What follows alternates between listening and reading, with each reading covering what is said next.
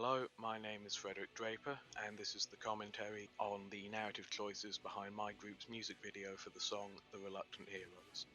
In terms of the type of narrative, we decided to make our music video a closed narrative. This was done so that we could do a summary of our protagonist's full time in the military serving alongside his friend, alongside showing his more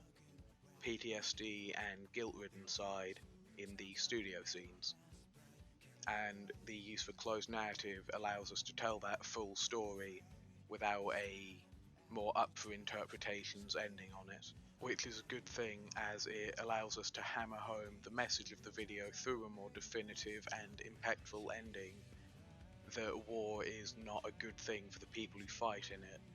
and it takes a huge toll on them whether they survive it or whether they perish in battle. The video is also non-linear,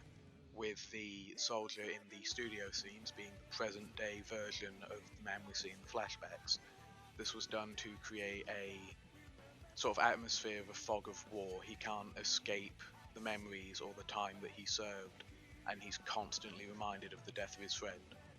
In terms of genre, I would consider our music video to be a part of the war genre, which often has a focus on a single soldier or a group of soldiers and shows their time waiting, preparing for war, eventually taking part in combat, and showing the aftermath of the combat and the impact it has on them, which are all things our music video does, with the focus on two soldiers showing their time in downtime, bonding and getting along with each other, eventually being taken into combat where one of them dies, and the studio scenes show the aftermath of that guy's death on the protagonist.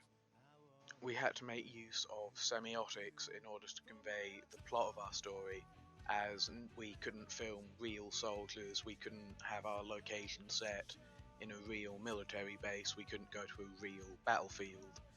so we had to convey these ideas in more creative ways. One of these ways was through the uniforms our actors wore, which were real cadet uniforms, which of course denote the military and convey to the viewer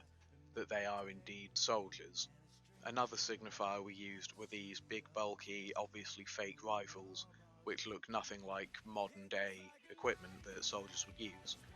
But those combined with the uniforms, which denoted who our characters were, really helped to